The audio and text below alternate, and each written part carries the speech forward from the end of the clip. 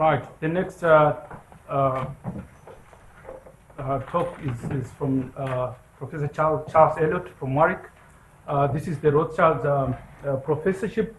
It's I understand it's funded by the Rothschild, as you can tell. Unfortunately, the director is not here to tell us the history of the Rothschild. I'm sure it's a prestigious. Every research program has one fellow, and our fellow is Charles Elliott. For me, it's really a pleasure to introduce him. I met him in 2002 in Brunel. I'm not sure if you can remember, but as usual, he asked me a question after my talk, and it got me to think about surfaces, and I started to work on surfaces. And I should really say he's a pioneer in the area, many areas, but I think one area is that of geometric PDEs, phase fields, and so on. Charles actually was the person who hired me at Sussex in 2006. Good move. Good move for Sussex. Yes, yes. So he brought me to Sussex, and a year later he left, as you can imagine. Went to Warwick, but it's really a pleasure to have him here, give us a talk. I think there's lots of potential in terms of the models. We always want to be able to describe experiments in a sort of physically relevant form and to validate them to some extent. I think when you have models, can you prove convergence? Can you prove these things are of interest to him? So, as I said, he's a pioneer really for surface PDEs. If you are interested in them, in geometric PDEs, in phase field models, and so on. So it's really a pleasure to have you here. And all right, thank you. I'm a mathematician. This doesn't sound as if it's on, does it? It is. Okay. I'm a mathematician. I was trained as a numerical analyst, but I've always been interested in applied problems, and I've always been interested in nonlinear partial differential equations. So the point of view that I'm taking today is that we want to solve partial differential equations in time-dependent domains, which are quite complicated in some way, and we like to do it in a way which is consistent with mathematical analysis. So the computations will be computation should be analysis-based. So the topic is analysis-based computation, partial differential equations in evolving domains. I'm not going to talk about all methods for solving PDEs in evolving domains. There are many, many methods. I want to talk about the situation where we approximate the domain by a union of finite elements. So I'm going to talk about evolving finite elements and evolving triangulated domains. And because the domain is changing, because we've got an evolving triangulation, we will also have evolving finite element spaces. And then we will be interested in how we would use evolving finite elements to solve a PDE. It will depend upon the mathematical formulation. And from my perspective, this is important because I'm standing here as a mathematician rather than as a modeler. The formulation of the PDE problem will lead itself to a numerical method, and we will be led to try to do some analysis of discretization. I will allude to all of these, and I will show some computational examples. Actually, it would be quite nice does anybody have a pointer, an electronic pointer? there was one somewhere, one on the table. Yeah, it's on the table. Okay. Thanks. Yeah. So the kind of objects that I'm interested in are hypersurface. The hypersurface, we can think of the hypersurface as bounding a bulk domain omega. Actually, we can also think of a bulk domain omega as a flat n+1 dimensional hypersurface with boundary in a higher dimension Rn+2. And that's convenient because it will allow us to treat surface finite elements and volume finite elements in the same way. I don't want that happening. Let me just maybe.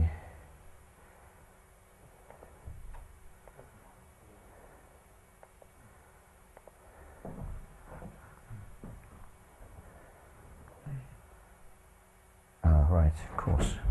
Stupid. There's also a stick. You have a stick at the if it doesn't work. That's fine, thank you, Anatila. Yeah. So this is the kind of setting. We can think of these as complicated domains. We can see, if we think of this as a cross section of a domain like this, we see that we would say this is a surface.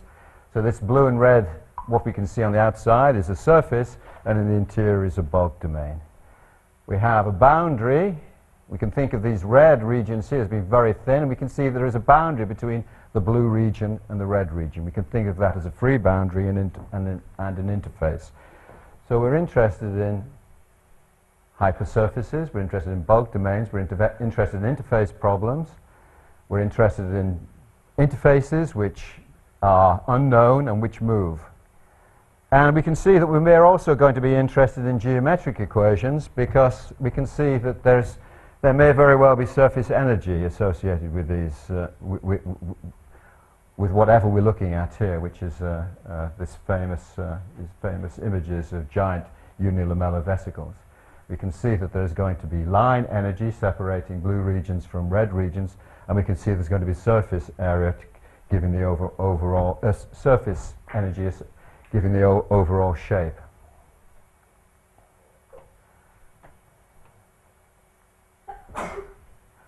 And we're interested in energetic surfaces and interfaces.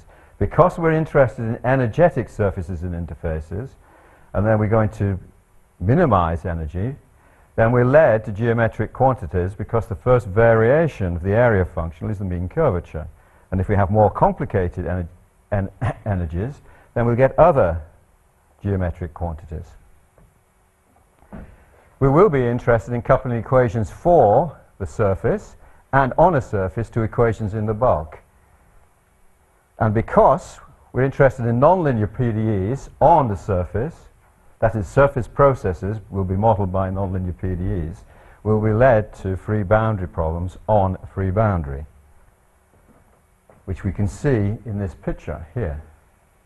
We see that we don't know where this boundary is, we don't know the overall surface, so the problem is to determine the overall surface and the free boundary. So we would like to formulate these types of problems in a way which will allow us to do analysis-based computation.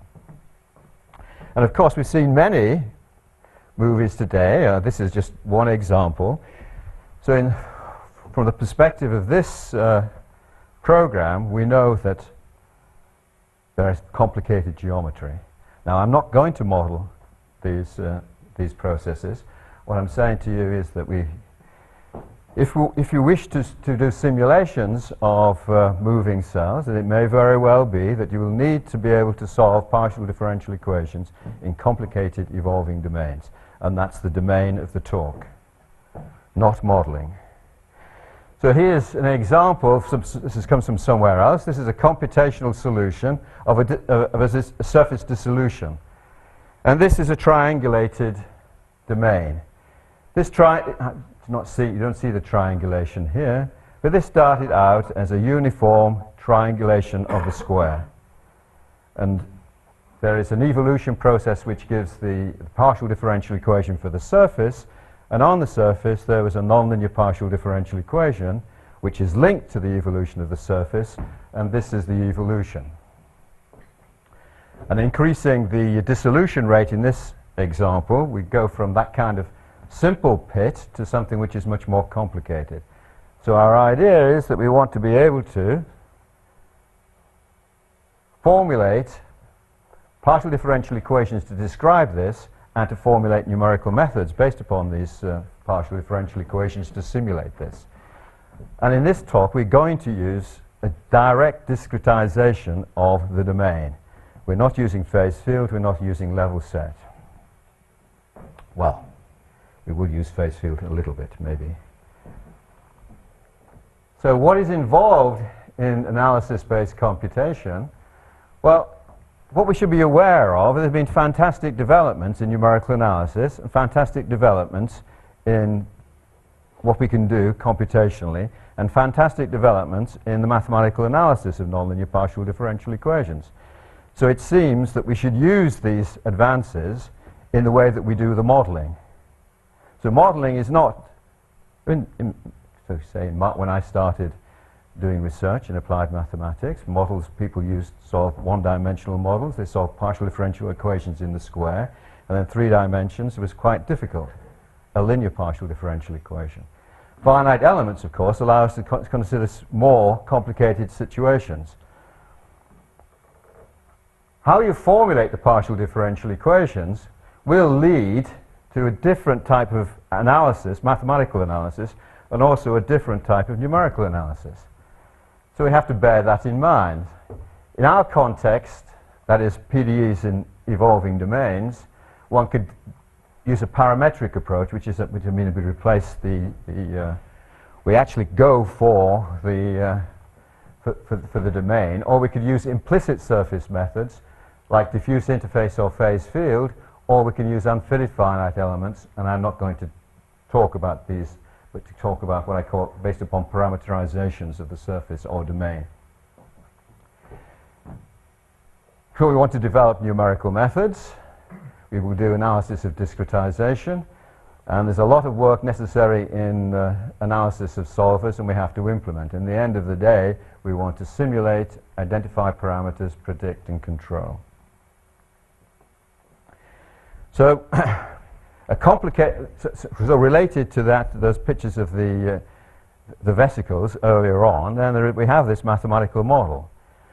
This mathematical model is an equation for the surface, and it's an equation for an order parameter on the surface, which tells us, in this instance, the blue and red regions. So this is a very complicated equation, but nevertheless, we wish to be able to solve it in a mathematically well-posed way associated with a rigorous formulation of the equations, even if we cannot prove very much about this parabolic system. If you look at this equation, you can see that it's a 4th order equation. This h is the mean curvature of the surface. Laplace gamma is the Laplace Beltrami. This is like an Alan-Kahn equation, and it's kind of modeling phase separation on the surface. So the upshot of this would be that we would replace, this is a triangulated surface, and we have to solve that 4th order highly complex partial differential equations to find that surface. Meanwhile, it's coupled with a nonlinear PDE on the surface. And in this instance, the idea was we wanted to compute a stationary configuration, an energy minimizer. And so these equations that I showed you on the previous overhead was a geometric evolution law for the surface and a PDE on the evolving membrane surface. And in this instance, this was gradient flow for a complicated nonlinear functional. The nonlinear functional was basically the Helfrich functional plus a Ginzburg-Landau functional in order to simulate line energy. Well, this is... Okay. If I was to...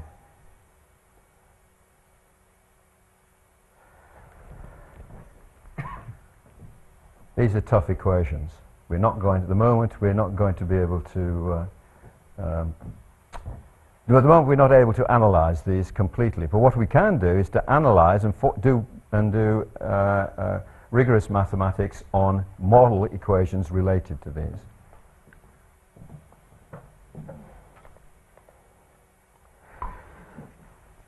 So I'm speaking in very general terms because this is supposed to be a public lecture. So there's people know more about these things than in this audience than the public. Anyway, aim of numerical analysis. The aim of numerical analysis is to derive numerical in this context is to derive or develop numerical methodologies for interface and free boundary problems involving surface and bulk PDEs. And they should be based on a discretization of fit-for-purpose PDE formulations. This may depend upon application requirements. In this instance, I'm just going to talk about evolving finite element methods. But there are many settings where you might want to use diffuse interfaces and phase field.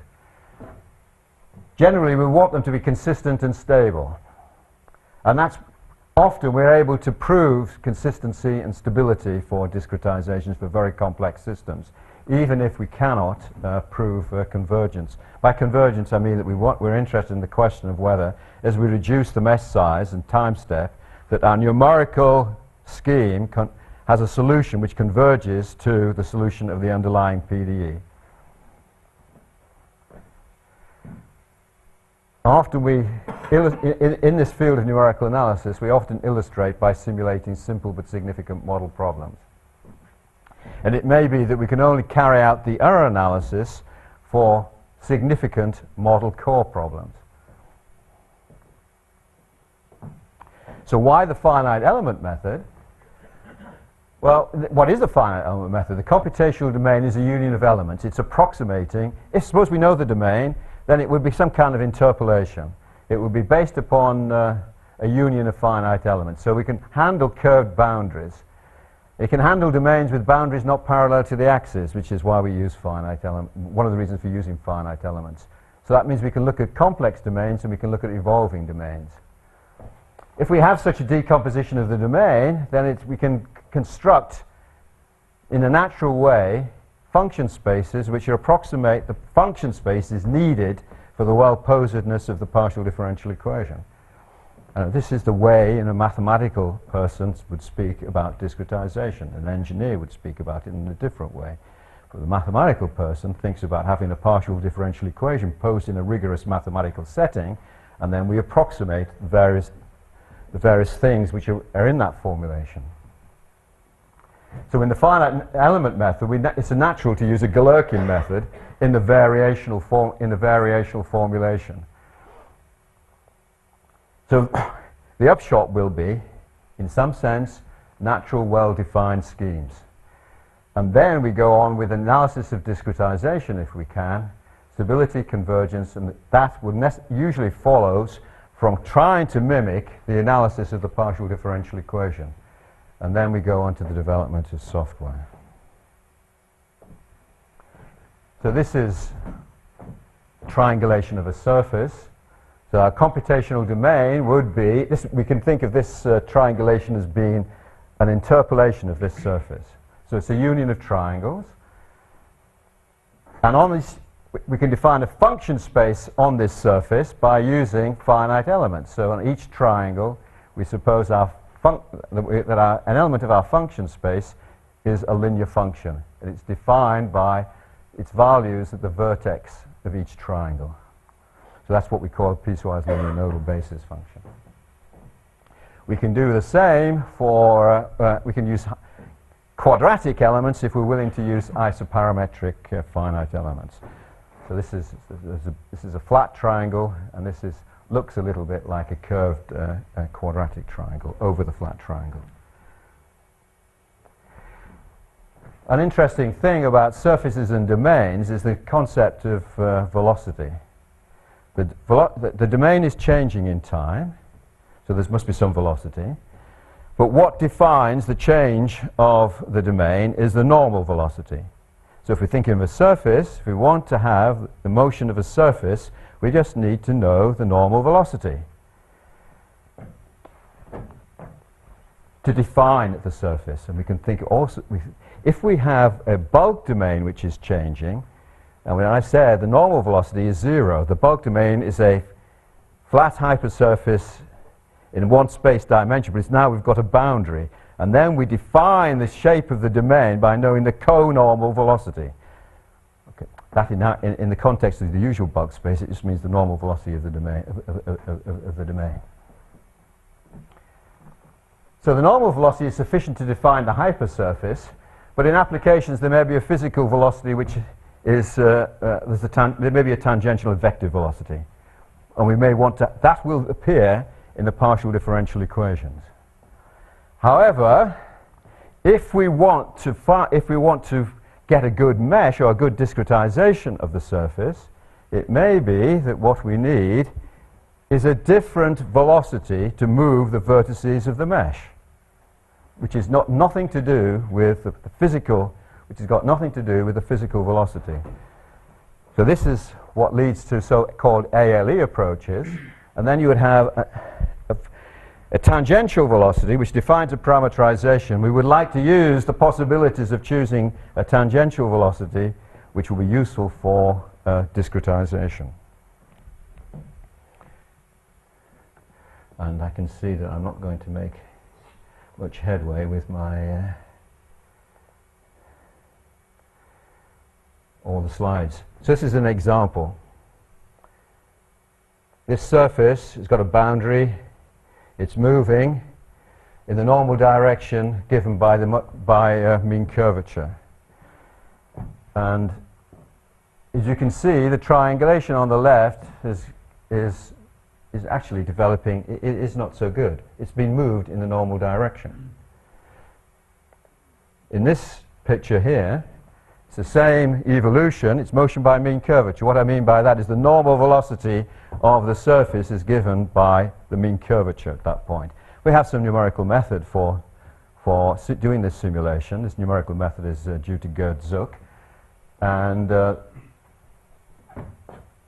we can see that maybe it's useful to have tangential velocities to get a good mesh. Oh dear, where is it gone?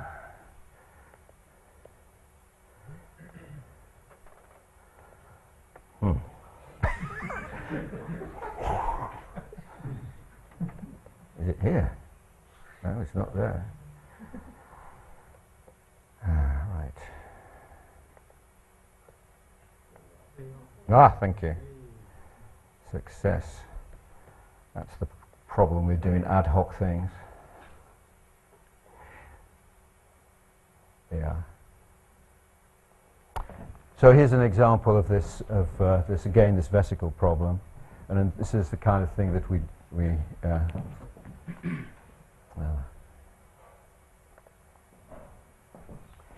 so we're solving a kind of a Helfrich flow coupled to a phase separation process on the surface.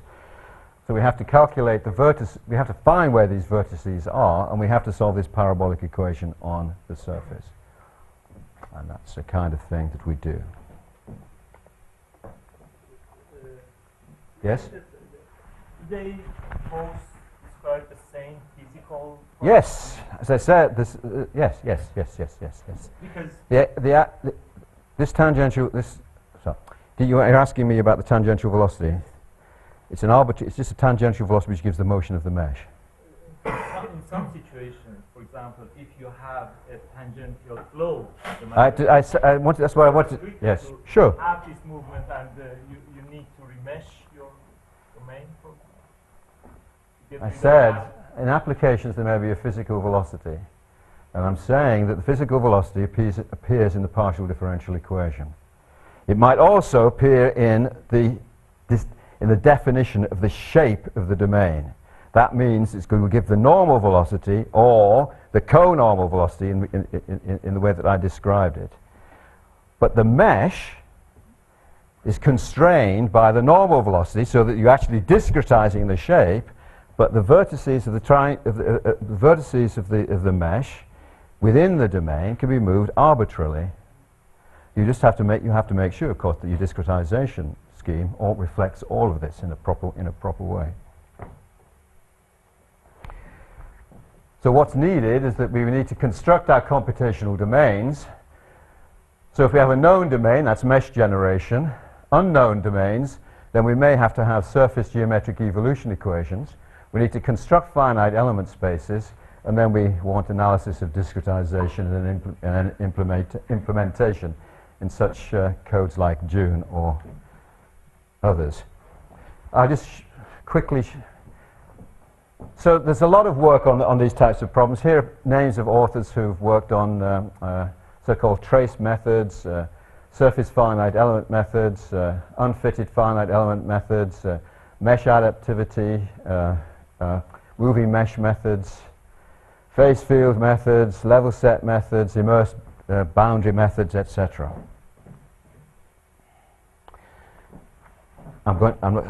These are just some references of work of myself, postdocs and students and colleagues.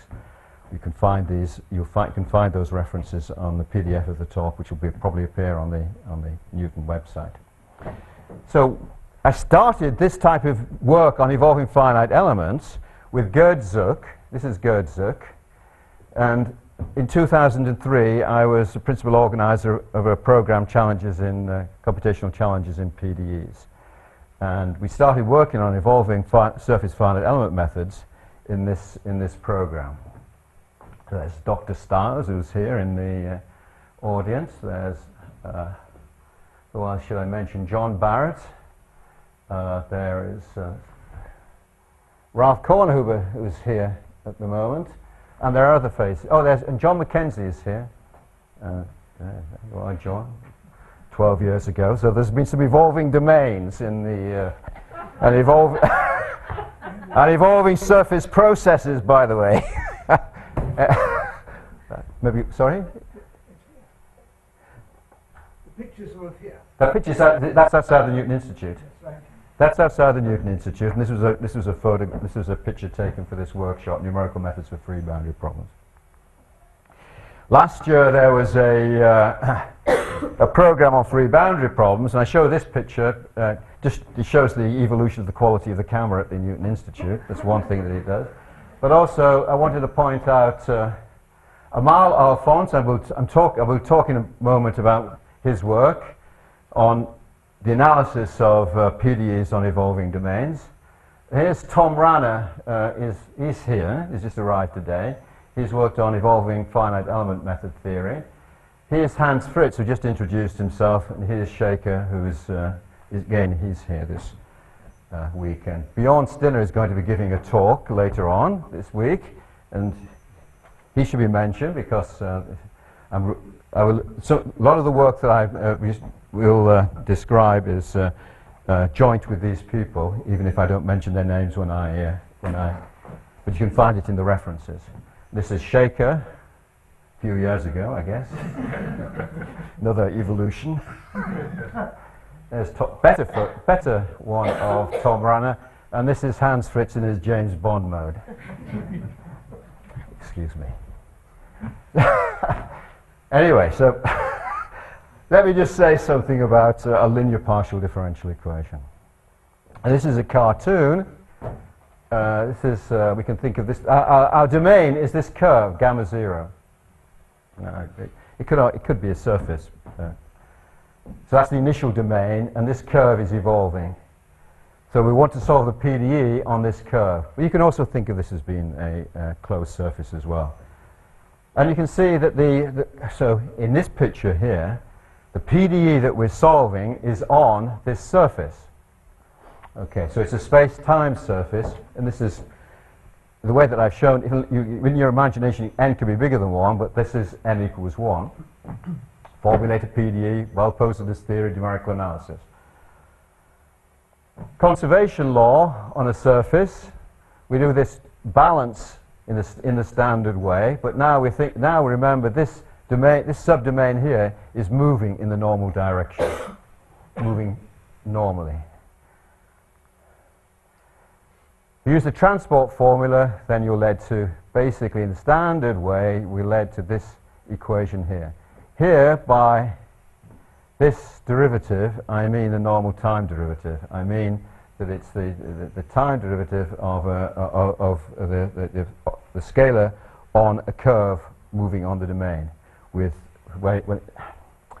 So it's basically this term here, ut plus v du by du, though we can't really write it like this. This doesn't make any sense because u only lives on this surface, so we can't take a derivative. Of course, if we extend u off the domain, then we can. And anyway, so the equation looks like this, and this is the conservation law.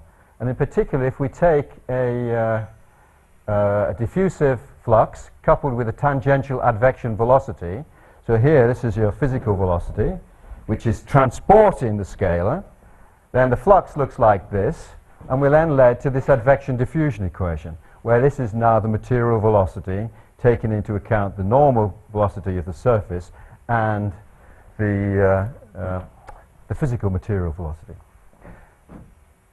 If this is 0, but still this equation is the heat equation or diffusion equation on a moving surface. So now we're going to go into some functional analysis. I'm taking a big brave step here with the audience, but just bear with me. I'm just saying this is the kind of thing that we do as mathematical analysts. So, and this equation actually looks like, can be thought of like this. So there's our material derivative, there's our differential operator, and this might be some right-hand side. U belongs to some space, it's a Hilbert space V, and we think of this equation holding in its dual V star of t. And if we do our standard thing in finite elements, people might know that you take the partial differential equation, multiply by a test function, integrate by parts in the second derivatives, or whatever spatial elliptic operator there is, how many times. If it's a fourth order, you integrate by parts twice.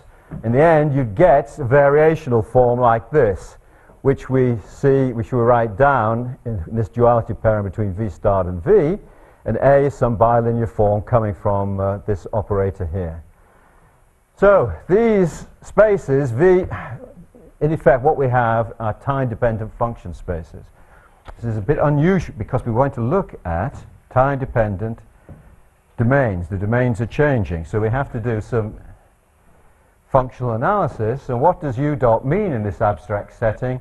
Under what assumptions on A does this equation have a unique solution? What kind of problems can we apply this abstraction to? And why is it important for numerical simulations?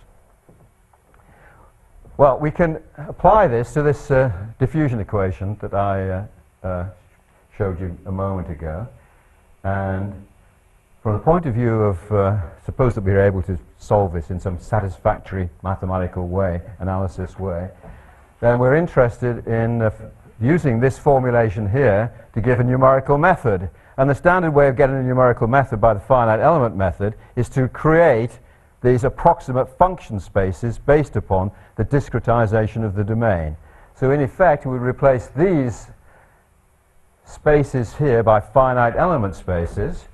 We replace our u in these abstract spaces by our finite element functions, and this would give us a numerical method. And then we can analyze our numerical method using the same kind of methods to analyze this equation here. So that's why it's important for numerical simulations. They give very, very nice numerical methods.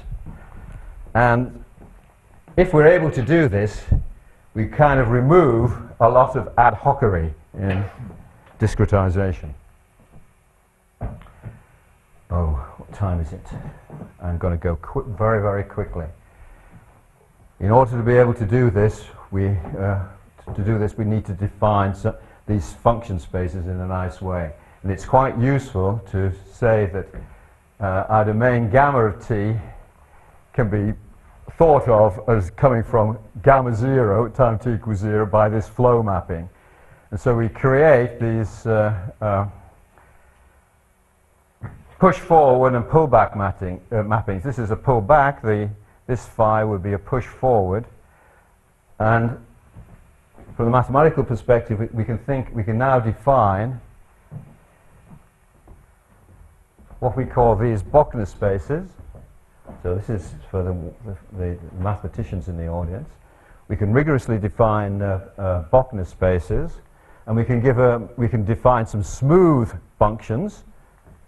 And in the end, we can give a good definition of a material derivative. The material derivative is that we take our function and we pull it back to the reference domain, in this instance the time t equals 0. Then we can differentiate that, because now that's a standard function space, and then we can push forward.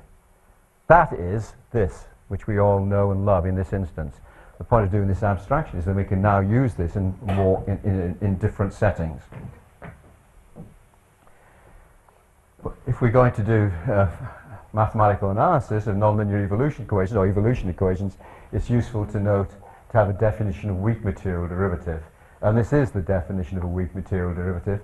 And there's this extra term here which doesn't occur in spaces which are time independent. And this is because when we take a time derivative of something like this, we have to differentiate this, we have to differentiate this, we have to differentiate this. Differentiating this, in effect, gives this bilinear form. This allows us to do integration in time.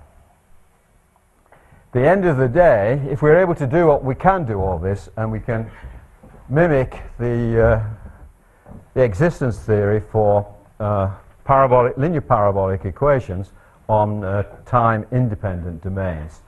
And then if our this comes from our elliptic operator, and these are now the standard assumptions about this bilinear form, which will allow us to use Lax-Milgram or Galerkin approach to prove existence and uniqueness to this equation.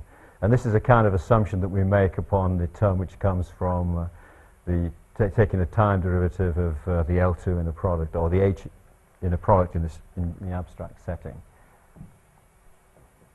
So why do I want to do that? Because I can do it for the surface heat equation. So you might as well, if I'm only interested in the surface heat equation, why bother with all this abstraction? But in any case, it does apply to this surface heat equation. So just to show explicitly how we get this bilinear form here, we take, this is uv and L2 gamma of t, so we pull it back onto gamma 0, and of course we get this determinant. Now when we differentiate this, we differentiate that, and we see that we take the time derivative of this, and lo and behold, we get the divergence of the velocity. And so this term, in this instance, is simply the L2 in the product weighted by the surface divergence of the velocity.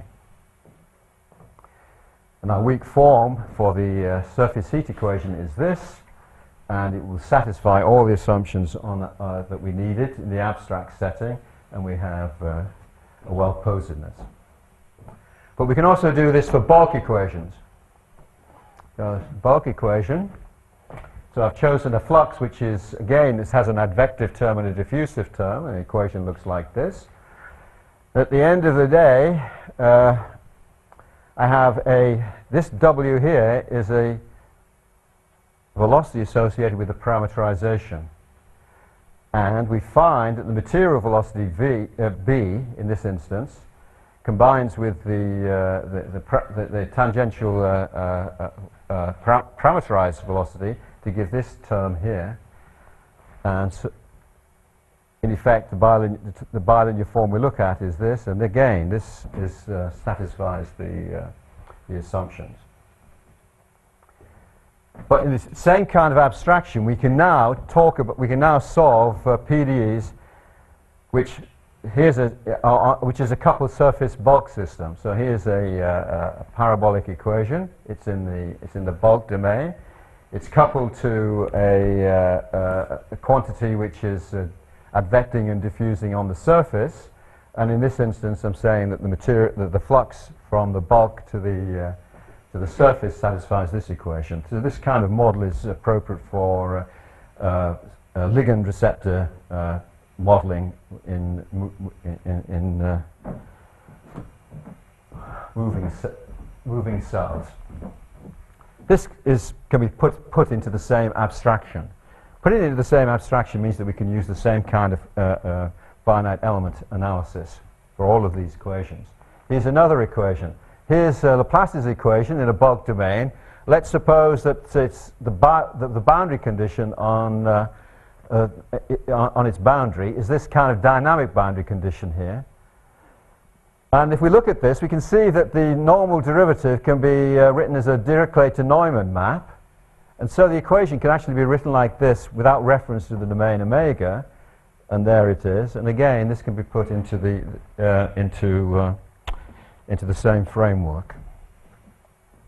So we can generate numerical discretizations of this system in a natural way by the same process as we can for solving the heat equation. So Charles, could you comment on this pullback, the mapping? You have Yeah. a mapping, I guess. we never use, sorry, in the numerical method, discretization, you never use it. It just exists simply because we have the velocity of the parameterization. We know it exists, Right. but we don't use it except as an analytic tool. Sure. And so in the computation, you have a triangulation at one time step, and then you have a triangulation at the next time step. And you assume that you know the velocity of the nodes. And in some instances, you have to calculate the velocity of the nodes. But we never solve on this reference domain. You always solve on the physical domain. So you never see this pullback map in this setting.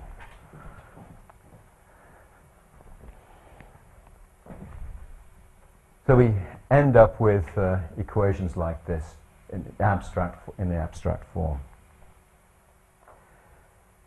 Oh gosh. To do analysis, we have a finite element approximation on an approximate domain, and we want to compare the finite element approximation to the solution of the PDE on the real domain, and that's not easy. Is anybody who's ever thought about this? If you've got a few, they're not on the same. Your solution doesn't lie on the same domain as that which you're approximating. In the analysis, what we can do is we can take, these are two triangles, they're flat triangles. Our numerical solution is based upon, let's say it was piecewise linear finite elements. It's defined by its value here, here, and here, and here, of course. We can lift the finite element function onto the smooth surface if we make the assumption that the triangulated domain is within a small distance away from the real domain. That is useful because it gives us finite element spaces on our real domain, and we can compare the solution of our partial differential equation to our finite element approximation using this lift. I'm just pointing this out just to say that when we're doing this numerical analysis, there are things that we do which are elegant from the point of view of mathematical analysis, and we just have to do it. It's not just a question of throwing down finite difference scheme and sticking the thing onto a computer and hoping for the best. One has to do some mathematical analysis if you want to solve hard problems. Anyway, we also have concepts of discrete material derivative because we have a discrete surface. Furthermore, we have a discrete material derivative on the smooth surface which is induced by this lift. So that we have a decomposition of the smooth surface which is defined by this triangulated surface. That gives rise to a different discrete material velocity. Okay, so I better not. The upshot is that this is our abstract. As I said, we had an abstract formulation, and now can we replace u by a finite element function, a test function by a finite element test function, bilinear forms by discrete bilinear forms, which are natural approximations of given by the triangulation, and the upshot is that we get systems of ordinary differential equations, and it does not explicitly involve the velocity of the surface. in this formulation here. So as long as we know where the surface is, the discrete surface is, we never use the velocity in this discretization. This stiffness matrix just depends upon the surface. This mass matrix just depends upon the surface. Of course, to calculate the surfaces at gamma n plus 1, say, then you need to have the velocity. And as I said, we can move the vertices of the triangulation with an arbitrary tangential velocity, and then we get something called ALE SFN. So I just wanted to say something about moving mesh generation.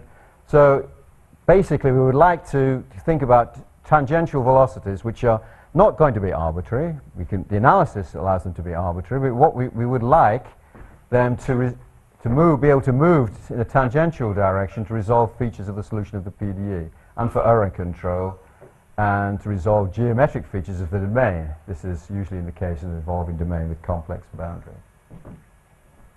So recently with Hans Fritz, we've developed some method which is based upon geometric partial differential equations to find a good tangential velocity.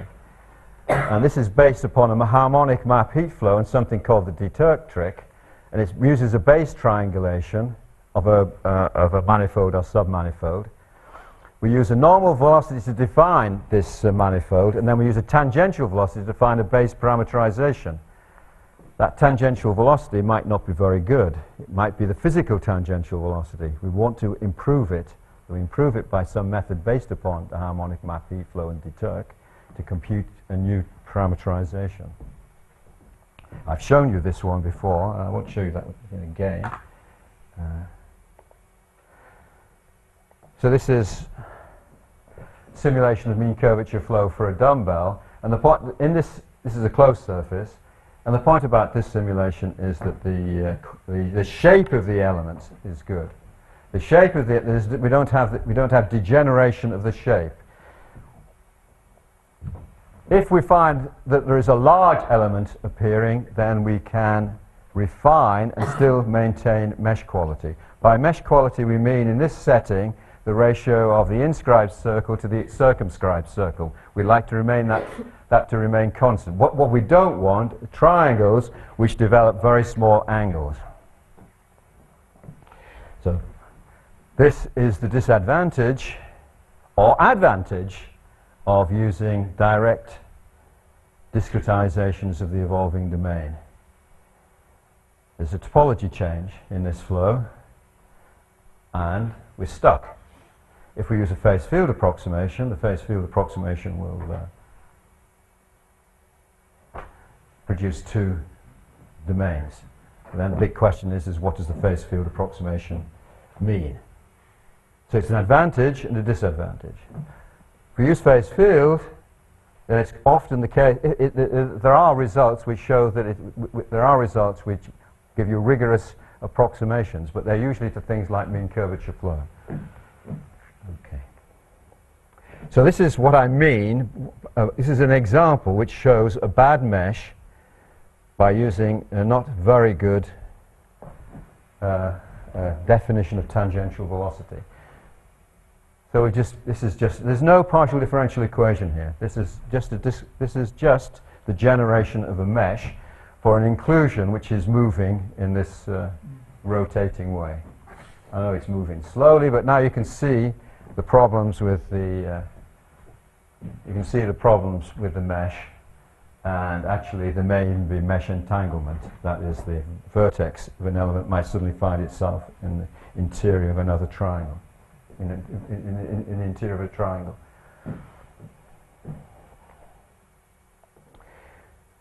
So use this new algorithm. This new algorithm produces meshes which are much nicer. Actually, they're quite beautiful mesh. It's a beautiful mesh because the vertices of the triangle, vertices of the triangulation, come from solving a partial differential equation. So you have adaptivity, mesh adaptivity. This is not mesh adaptivity. There is no mesh adaptivity here.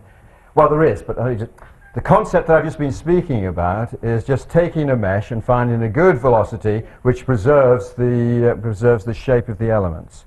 If you don't like the shape, if you don't like the size of the elements, they might be too small, they might be too large, then you can refine and coarsen.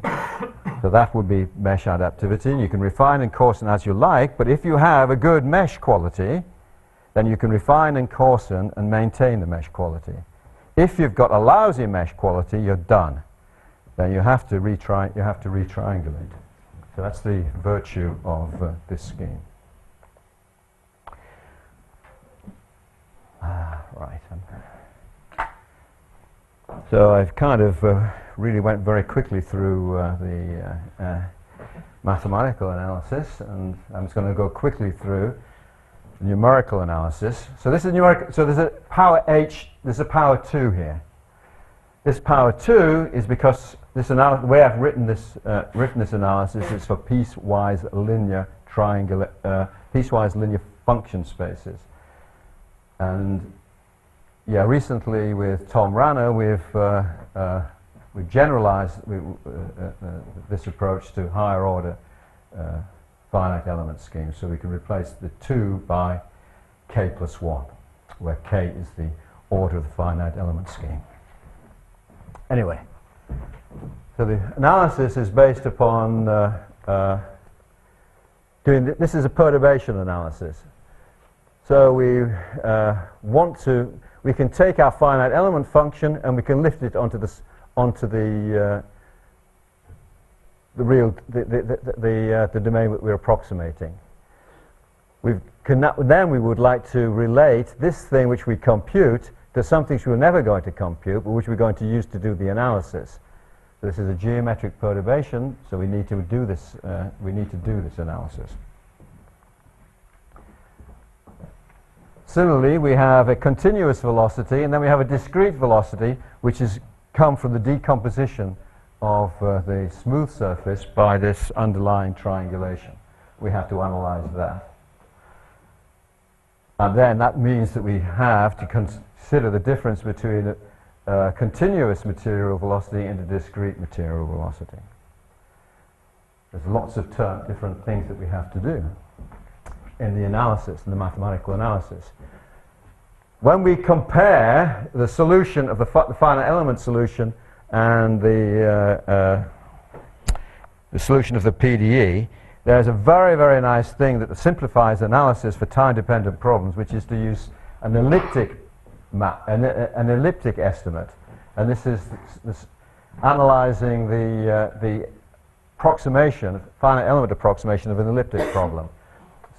It's in this instance we call it the Ritz projection. We have to analyze the error and the error in the material derivative of the Ritz projection. So there's quite a bit of work in that. Then we take the error and we decompose it into 2 parts. One which is we can think of as to do with the approximation error, which is the difference between the solution of the PDE and the Ritz projection, and that which is to do with discretization. It's to do with consistency, and we can rewrite the finite element equation like this. We get a finite element error equation, and we find that this looks like our PDE, but we've got a right-hand side which is a perturbation. So we want to estimate theta in terms of the perturbation on the right-hand side, and that's basically the method of error analysis. And the upshot is that we can prove that the error in the solution is of the same order as the approximation. Well, we can do that for more general finite element spaces, and in this abstract setting, although I kind of did this in the context of the heat equation, this analysis holds for all of those equations that I described, provided we can construct the finite element spaces. Okay. And this can also be done for time discretization. So your right-hand side, the F. In that instance, you are treating it as data. Are you or this is analysis. This is nothing to do with numeric. This is nothing to do with computation. No, I know. This is analyzing the error. So this is all of this is perturbations which should come from all of the geometric No, but bits are. in your PD, you have the right-hand side, which is a function f. Yes. And this is the function I'm talking Yeah. about. So Yeah. Yes. What's your question? what is it really? I mean, does it have to satisfy some properties, I guess? Or, This? Or Oh, I see. Yes. You want me to look at a different equation. Shouldn't have done this. You want me to look at a different equation. You want me to put a right-hand side into the equation. This F. right. Or, This is a trivial. This is a trivial perturbation of what. This is not. This is. We can put in a right-hand side here, and the analysis and the numerical method is complete and absolutely straightforward. And in the analysis of the error, this would just lead to another approximation error, an F3 or something like this, which would be of the appropriate order. right. It's not an issue. It's not an issue computationally, and it's not an issue. It's not an issue from the analysis perspective. I would assume this is independent of the solutions. Your right-hand side is independent of this. If you want, this is a model problem. Yes, We can use this idea for solving nonlinear equations. That's not what I'm talking about Oh. here. And if you want to solve a nonlinear equation, then there are other things that I could put into this.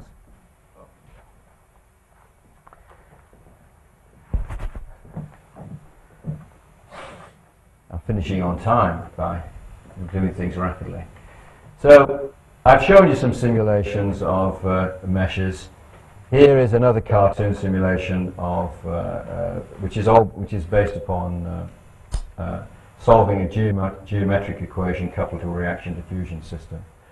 So in those simulations, we're solving a fourth order equation for the curve, and there's a kind of a protrusive force which is obtained by solving a reaction diffusion system. And if you go to John Mackenzie's talk later this week, I think you'll see other simulations like this, and there'll be more a better description of the model.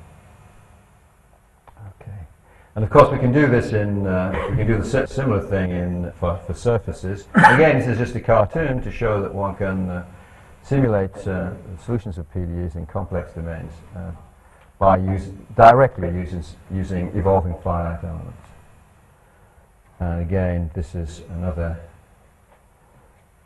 cute thing, which is just passively pushing away those. What are they? Shaking. What's it pushing away? I think the red blood cells. Yeah, they're pushing away red blood cells. Okay, that's this famous 1952 video you can find on YouTube. And this is chemotaxis, and where they're all looking to try and get hold of that food. And so there's a gradient, chemotactic gradient, which is pulling them to, and one of them succeeds. Yeah, this is another cartoon.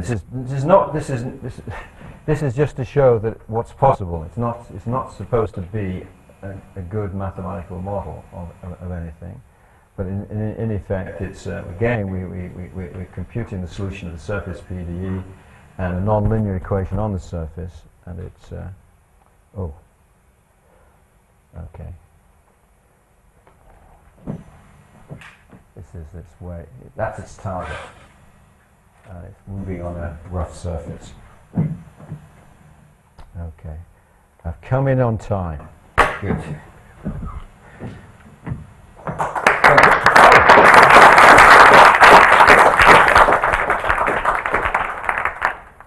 Questions? I will start with Christian. Of course, it's more a modeling question. whenever you want to have any transport phenomenon or anything on a moving surface, you always need this physical velocity, right? Yes. You need to know where material points on the surface go. Ah, yeah, yes. Right? So the question is, Yes. is there, so the main question for me in this business is, for applications, is how to find this. Well, how to model it. How to find, yeah. No, how to I find mean, material. how to model it. Yeah. Once you model it, you've got an equation, and then you can find it. Yes. Yeah. That's the way that I would like to So, say but it. no, my question would be, you showed this phase separation example, for instance. Yes. And there you have this, right? You have diffusion on the surface and reaction. So Yes. You need it there in order to. The question is, what did you do? Well, you Okay. talk about diffusion on the surface. Whenever if you just talk about diffusion, you need to know where the material goes, right? Otherwise, Oh, what does in diffusion that mean? Yeah? There was no tangential velocity in this. There's no material tangential velocity in that simulation. So these there always the assumption was that the tangential physical velocity is zero. Correct. In that example, the only physical velocity was in the normal direction. The mesh had some arbitrary tangential direction, which was modeled computationally handled in the correct way, and it was based upon an algorithm of Barrett, Garth, Nurnberg. That was done some years ago, and the work that we've done with Hans simulations, which we show, would give maybe give it some improvements on that aspect of generating a good mesh. But another response I can make to your question would be that you now have the possibilities of computing solutions to the Navier-Stokes equations on a moving surface. So that's the next. That will be the next. Sorry, the several steps that you could think about now. You can think, if you wanted to use evolving finite element spaces, you would first of all you would want to solve the Stokes equations inside and outside. Then you might want to then put the Stokes equations or Navier-Stokes equations on the surface and do this coupling. Okay, so this is a big, complicated system, but what you have is a way of generating the mesh. What we have is a way of generating the meshes in a nice way. Of course, people have done these simulations using phase field methods. So I don't know whether there's a talk on the phase field method for this later on this week, but there was in July. John, yeah? When you have problems where part of the solution process is to find an unknown surface, and part of the solution process is to find solutions or PDEs on that surface, what's a meaningful way of characterizing the error? Well, that's a very good question. I don't know. I can't answer that question, actually. Can't answer that question. Well, I'd quite like to answer this question first. Can we prove convergence of surface span for geometric PDEs? Well, we can for curves, but we can't do it for surfaces. Kind of related. I don't know the answer to your question. Yes? Sorry, I was looking. This person was first, and I asked. It's okay. Am I sharing? Don't worry. This is what happens. Yes. Yeah, I'm so used to chair. Yeah. Go ahead. Actually, by changing, by moving the vertices, Yeah. you don't mean that we move the material. Correct. Correct. Yeah. So if we have, for example, a non-uniform domain, and we have a mesh in a non-uniform domain. Yes. So when you move the vertices, the mesh doesn't keep a constant property. I've just Because you're moving take a fixed mesh domain over a constant material which is not uniform. I don't know what you mean by uniform. I mean, suppose that I'm doing mechanics, so I'm always thinking about a material which doesn't have constant mechanical properties. Suppose Yes. some parts of it is Fine, software, fine, some parts. fine. Yeah. The mesh is completely independent of the solution Yeah. of the PDE. Yeah. So suppose that one element is Yeah. was previously in Yeah. a soft domain. Yes. Now you are moving the vertices, and Yes. now the same element Yes. is located in a place that half of it in a stiff domain. Yeah. So these. This is a question of nonlinearity. Yeah, And and it's a- is you this have to- taken care of in your differential equations? I mean, I think this is a By this itself. is a question of nonlinearity, and I think well, we have solved nonlinear PDEs on moving surfaces. So I guess I think This we is- just need to make sure the PDE is written in a conservative form. That's fine. that's Then this issue doesn't arise. you certainly have to write your PDE in a sense in a what I would call in a way in which you have the possibility of proving well-postness of the PDE. And if you do that, then if you use a sensible, a consistent finite element approximation to the variational form, then hopefully things would work out. But I would need to look at your particular problem to understand what really actually means. Would there be any difference between an interface between two surfaces that literally had no thickness, or it was constant and infinitesimally small, and one in which you seem to be pointing to, you not only have a moving surface but a moving thickness or changing thickness to the surface? Would it affect anything you've said? Yes, it would. In one sense, that's an interesting question for the mathematics, because you can think of this. You can think of taking this. Suppose I had just consider a partial differential equation on a moving surface. Now thicken the surface, and think of a way. Now think that actually I quite like. Don't want to use surface finite elements. I want to use standard finite elements. So I thicken the surface, and I consider an appropriate equation in this thin domain. So let's suppose the thickness was epsilon. Yes. Think of the thickness as epsilon, and then if you write down your equation in this thin bulk domain in a sensible way, and of course sensible means that you write it down, it's consistent with whatever physics you've got, then the question would be, as epsilon goes to 0, can you prove the solution of this thin domain converges to the solution of the surface PDE? And there are results like this in the case of stationary domains, many results, and now there are results like that for moving domains. Furthermore, from the point of the numerical approximations, people quite like this approach with respect to phase field methods. If you do a phase field approach, it's quite likely that what you will get for the approximation of the surface will be a thin region of width epsilon. And then maybe then a natural numerical method will be then to use a bulk, what I call bulk finite elements, if you like, for solving this equation. And there are methods of that kind as well. So. I asked the question partly because you had that beautiful picture where you had a thin filament and you said it was changing the topology of the system. And I just wondered whether that was going to break or not, and whether you had a... It breaks. It breaks from the point of view of the what we would call a rigorous theory of weak solutions to motion by mean curvature. Then it breaks, and if you were to use a phase field method, then you can approximate all through the singularity. And if you use something called the level set method in that particular instance, you can also do the same thing.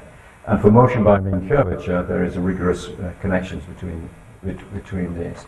But for more complicated evolutions, then this connection has not been made, and that is, in fact, it seems to me, one of the big problems in evolution of interfaces is how do you deal with merger and breakup. Of course, it's almost like an internal problem, And it's a question really of physics, because you really need, I think you need to know what the physical model is, the breakup or merger.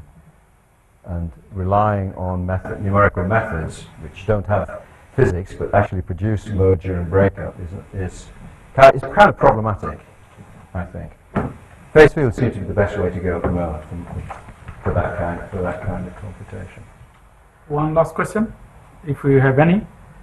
Yes, Jocelyn. Well, rather technical question. So you mentioned the lift between the approximated mesh and the exact surface. Is there proof around of the one-to-one mapping between the two? Yes. Okay, so I'll ask you for the reference, because I haven't found it yet. And also since you're using, well, if your mesh is now vectored with the physical velocity, then the solution, whatever, needs to be transferred to a mesh which is not consistent with it. So you need to interpolate a solution which is not smooth, which is a finite element approximation, onto another mesh. And I'm not aware also of error control on that. For instance, a piecewise continuous solution, and you want to approximate it with a mesh which is not matching with the places where there's discontinuity in the derivative. In of course, in ours, they do match because we have underlying a discretization of a smooth parameterization. So our gamma n plus 1, which is but if you were to use, if you wanted to do, I think the question is to do with coarsening and refinement on. That's another issue in which it rises. Already having a velocity of the nodes which is not a material velocity means that you have there is no need in the way that I presented this, the velocity of there's no issue with respect to the material velocity and the velocity of the nodes, as far as I'm aware. Of course, there is always the possibility of considering more complicated PDE and introducing all sorts of effects, so I would have to. I can't answer your question. Right, let's thank our house again.